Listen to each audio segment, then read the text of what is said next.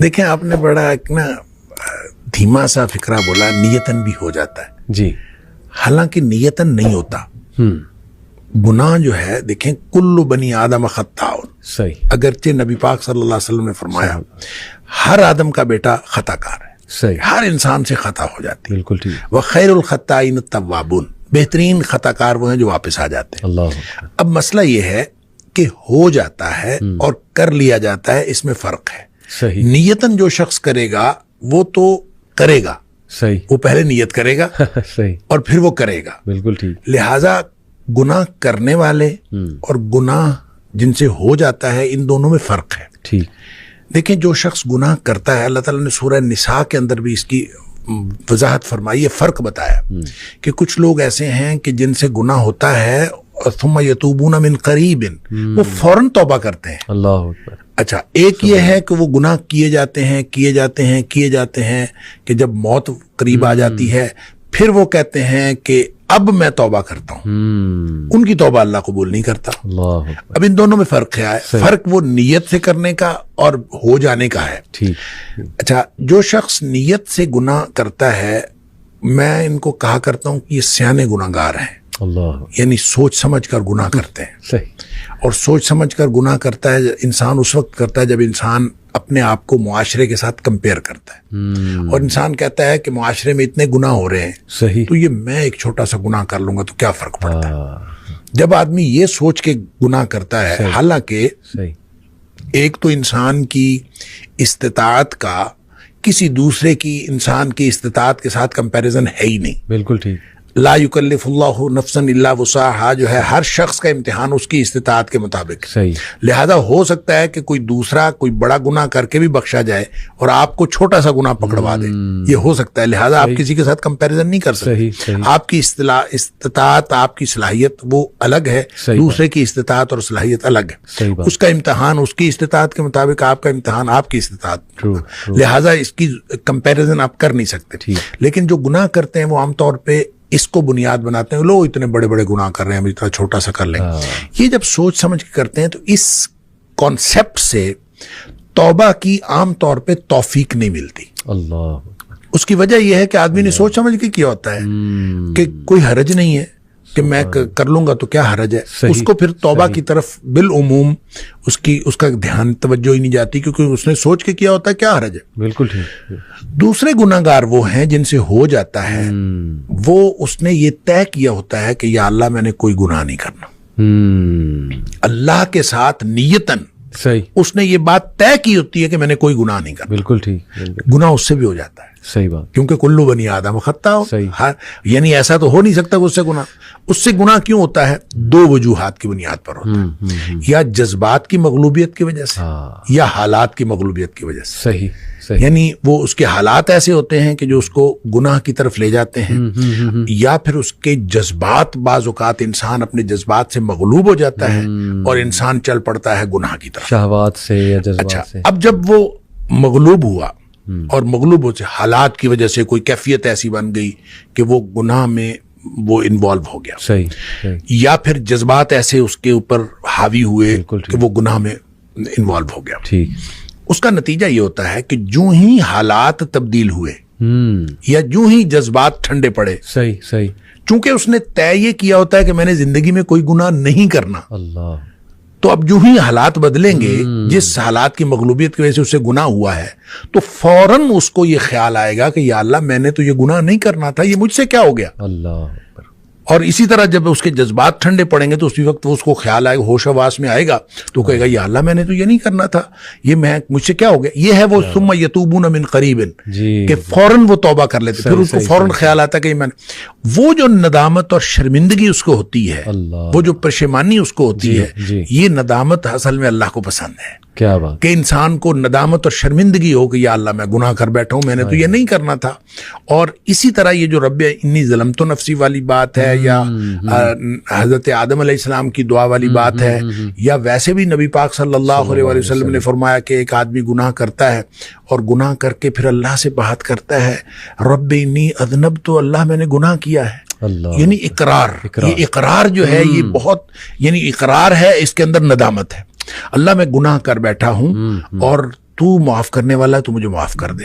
یہ ندامت اور شرمندگی جو توبہ کی شرائط میں سے بھی ہے، اور یہ وہ نقطہ ہے جو اصل میں اللہ تعالیٰ کو پسند ہے. تو جس کے اندر یہ ندامت اور شرمندگی آتی ہے وہ توبہ بھی کرتا ہے، اللہ تعالیٰ کو پسند بھی آتا ہے. اور اللہ کو کتنی توبہ پسند آتی ہے اس کے لیے تو وہ حدیث ہے بڑی معروف کہ نبی اکرم صلی اللہ علیہ وسلم نے فرمایا کہ اگر کوئی شخص جو ہے وہ، ایک مثال دی آپ نے کہ کوئی شخص جنگل میں سفر کر رہا تھا صحرا کے اندر، اور سارا اس کا سامان اونٹنی پہ لدا ہوا، اور اس نے ایک کسی درخت کے نیچے سستانے کے لیے وہ ٹھہرا، تو کچھ دیر بعد اس کی آنکھ کھلی تو اس کا اونٹ غائب تھا. صحیح.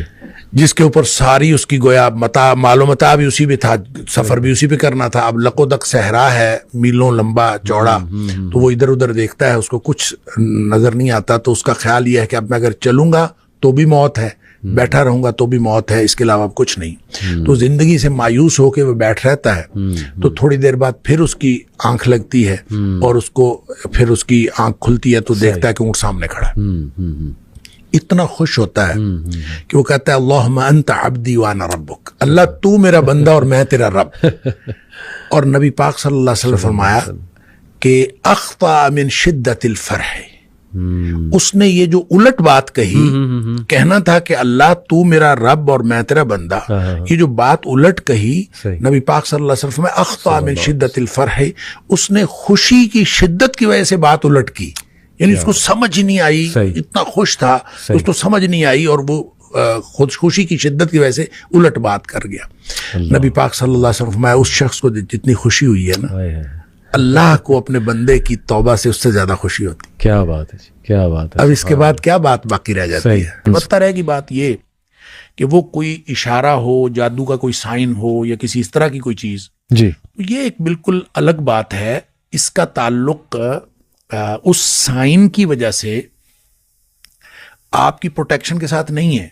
اچھا، سائن ایک ہو سکتا ہے کہ آپ کو کوئی وارننگ دی گئی ہو اور کسی طرح سے ایسا ہو، لیکن پروٹیکشن کی ادروائز بھی ضرورت ہے انسان کو. اس کو پروٹیکشن ویسے ہی لیتے رہنا چاہیے.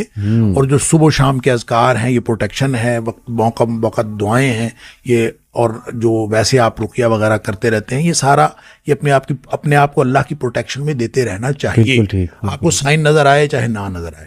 لہٰذا اس کو آپ سائن سمجھیں گے تو بھی وہی حکم دیا گیا ہے کہ نماز پڑھیں اور تعوذ کریں، اور اپنے آپ کو اللہ تعالیٰ کو ایسے استعاذے جو ہیں جو اللہ تعالیٰ کی پناہ میں دینے کی، وہ اس طرح کی دعائیں پڑھیں تو آپ اپنے آپ کو اللہ کی پناہ میں دیں. زبردست. شیخ یہ بتائیے گا کہ کسی کو کوئی ڈریم آیا ہے تو وہ کس کے پاس انٹرپریٹ کروانے جائے؟ وہ اوصاف کیا ہیں اس انسان کے؟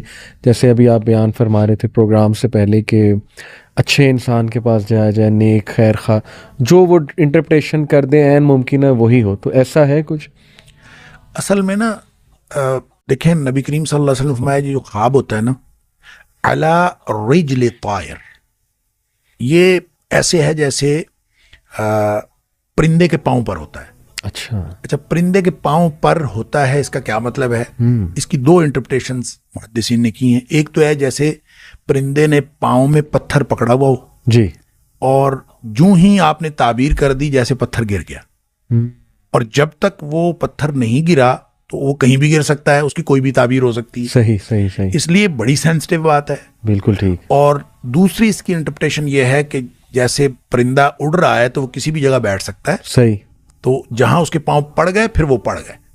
لہٰذا خواب تعبیر سے پہلے، یعنی دیکھنے کے بعد اور تعبیر سے پہلے وہ لٹک رہا ہوتا ہے. اس کی کوئی بھی تعبیر ہو سکتی ہے. اور اس کی تعبیر کروانے کے لیے آپ نے فرمایا کہ کسی نیک آدمی کے پاس عالم، ناصح، لبیب اور حبیب، اس طرح کے الفاظ آئے. اچھا، لبیب کہتے ہیں عقل مند آدمی کو، حبیب کہتے ہیں جس کے ساتھ آپ کی محبت ہو، اور ناصح خیر خواہ ہوتا ہے، اور عالم جس کے پاس علم ہوتا ہے. یہ وہ اصطلاحات ہیں کہ ایسے شخص کے پاس، اس سے جو بات سمجھ آتی ہے اس کو ہم کنکلوڈ یوں کر سکتے ہیں کہ ایسے شخص کے پاس جا کے تعبیر کروانی چاہیے جس سے آپ کو یہ پتہ ہو کہ یہ آپ کی خیر خواہی کرے گا. جب وہ خیر خواہی کرے گا تو وہ تعبیر اچھی کرے گا. جب وہ اچھی تعبیر کرے گا تو وہ جو پرندے بیٹھنے والی بات ہے وہ پھر کسی اچھی جگہ بیٹھ جائے گا، تعبیر اس کے مطابق خواب ہو جائے گا. اس لیے لگتا یہ بھی ہے جب آپ حدیث سے مختلف واقعات کو دیکھتے ہیں تو لگتا یہ بھی ہے کہ تعبیر کرنے سے سیم خواب کی تعبیر مختلف ہو سکتی ہے۔ ایک روایت میں یہ بھی آتا ہے کہ آپ 4 قسم کے لوگوں سے تعبیر نہ کروائیں۔ اچھا، جاہل سے نہ کروائیں، دشمن سے نہ کروائیں، کم عقل بیوقوف آدمی سے نہ کروائیں، صحیح، عورت سے بھی نہ کروائیں۔ اچھا، یعنی آپ کسی عورت سے تعبیر کروائیں گے، عام طور پہ چونکہ خواتین زیادہ سینسٹیو ہوتی ہیں، ٹھیک، اور یہ سینسٹیوٹی میں وہ عام طور پہ اس میں دوسری طرف جانے کا امکان ہوتا ہے۔ ٹھیک ہے، دشمن دشمنی کرے گا، جاہل جہالت کا اظہار کرے گا۔ اس لیے اس طرح کے لوگوں کی بجائے عالم عقل مند اس آدمی سے جس کا پتہ ہو کہ خیر خائی کرے گا۔ ٹھیک ہے، اچھا، ایک بڑی جو دلچسپ ایک واقعہ میں جی رہا تھا، مجھے بہت حیرت ہوئی کہ یہ اندازہ کیجئے آپ حضرت عائشہ صدیقہ رضی اللہ تعالیٰ عنہا والی جو حدیث میں آپ کے پاس پہلے بھی ذکر کر رہا جی تھا جی جی، کہ آپ فرماتی ہیں کہ ایک خاتون کو خواب آیا، اور اس کو خواب کئی دفعہ آیا، ایک ہی خواب۔ ایک دفعہ اس کو خواب آیا، اس کا شوہر گیا ہوا تھا سفر پہ، اور اس نے خواب میں دیکھا کہ اس کے گھر کا ستون گر گیا اور اس کے گھر بچہ پیدا ہوا ہے، وہ حاملہ تھی، صحیح، اس کے گھر بچہ پیدا ہوا ہے اور وہ کانا ہے آنکھ سے۔ ٹھیک ہے، وہ آئی آ کے اس نے نبی کریم صلی اللہ علیہ وسلم سے خواب بیان کیا۔ آپ نے فرمایا کہ تیرا شوہر خیر و عافیت کے ساتھ واپس آ جائے گا صحیح، اور تیرے گھر ایک نیک بچہ پیدا ہوگا۔ صحیح، بڑی خوش ہوئی، چلی گئی، ویسے ہی ہوا، جی، شوہر بھی خیریت سے واپس آ گیا، اللہ تعالیٰ نے بیٹا بھی عطا فرمایا۔ صحیح، پھر کہتے ہیں کہ اس نے کچھ عرصہ بعد پھر یہی خواب دیکھا، اور پھر وہی سچویشن تھی، وہ حاملہ بھی تھی اور اس کا شوہر گیا ہوا تھا۔ نبی کریم صلی اللہ علیہ وسلم نے پھر اس کی وہی تعبیر فرمائی۔ صحیح، تیسری دفعہ حضرت عائشہ صدیقہ رضی اللہ تعالیٰ فرماتی ہیں کہ پھر وہ خاتون آئی ایک دفعہ، نبی کریم صلی اللہ علیہ وسلم گھر پہ تشریف فرما نہیں تھے، تو اس نے کہا میں نے خواب دیکھا ہے اور میں نے خواب بتانا ہے نبی کریم صلی اللہ علیہ وسلم۔ صحیح، حضرت عائشہ صدیقہ رضی اللہ تعالیٰ نے فرماتی میں نے اس سے اصرار کیا کہ مجھے بتاؤ، وہ کہتی نہیں میں نے تو اللہ کے رسول صلی اللہ علیہ وسلم کو بتانا۔ صحیح، تو بہرحال اصرار کے بعد اس نے بتا دیا، اور سیم خواب تھا، سیم سچویشن تھی، صحیح، اس کا شوہر گیا ہوا تھا، اور حضرت عائشہ صدیقہ رضی اللہ تعالیٰ نے فرماتی میں نے سوچا ابھی ستون گر گیا ہے گھر کا اور بچہ کانا پیدا ہوا ہے، تو میں نے اس کی تعبیر کی کہ تمہارا شوہر فوت ہو جائے گا اور تمہارے گھر فاسق و فاجر بچہ پیدا ہوگا۔ تو وہ فرماتی ہیں ایسے ہی ہوا، اس کا شوہر فوت ہو گیا اور اس کے گھر بچہ پیدا ہوا اور وہ ٹھیک نہیں تھا۔ اب اندازہ کیجیے سیم خواب ہے اور تعبیر چینج ہو، تو یہ ہے علی رجل طائر کہ جو پرندے کے پاؤں پر تھا تو آپ نے جو تعبیر کر دی ویسا ہوگا۔ اس لیے یہ بہت سینسٹیو معاملہ ہے، تو ایسے شخص کو خواب سنانا چاہیے جس شخص کے بارے میں آپ کو معلوم ہے ایک تو وہ غلط بات نہیں کرے گا، جہالت پر مبنی بات نہیں کرے گا، دشمنی نہیں کرے گا، اور خواہ مخواہ کسی چیز کو سینسٹائز کر کے اور جذباتیت میں بات نہیں کرے گا۔ بہترین، اس شخص سے بات کریں وگرنہ آپ نہ۔ بہترین جی۔ ایک بڑی انٹرسٹنگ تھیوری شیخ ہے ڈریمز کے بارے میں۔ کچھ لوگ کہتے ہیں کہ ہماری جو روحیں ہیں، جیسے آپ نے بھی شروع میں بیان کیا اور قرآن سے بھی ثابت ہے، اللہ سبحانہ تعالیٰ روح جو ہے وہ اللہ کے پاس چلی جاتی جب ہم سوتے ہیں، قرآن مجید سے بھی ہے۔ تو وہ کہتے ہیں کہ یہ روح جو بھی اس کا سفر ہے، جو بھی وہ کر رہی ہے عالم ارواح میں یا جہاں بھی وہ گئی ہے، جیسے کسی فوت شدہ بندے سے ملاقات ہوتی ہے تو اس کی روح سے واقعی ہی ملاقات ہو رہی ہے۔ اس میں کتنی حقیقت ہے کہ کیا یہ روح کے ایکسپیرینسز کو ہم خواب کہتے ہیں؟ دیکھیں، یہ دو باتیں اس میں ہو سکتی ہیں۔ نبی کریم صلی اللہ علیہ وسلم نے ایسی کوئی بات تو نہیں فرمائی، لیکن یہ دو باتیں اس میں ہو سکتی ہیں۔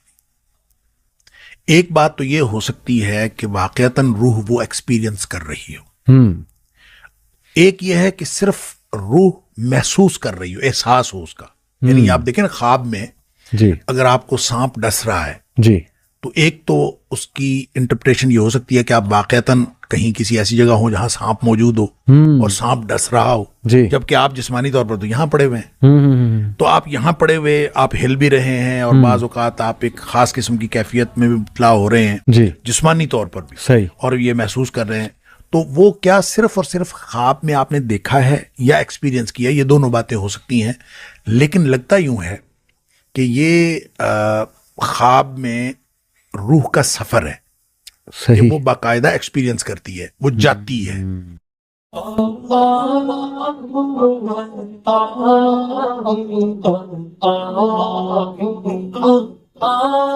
Allah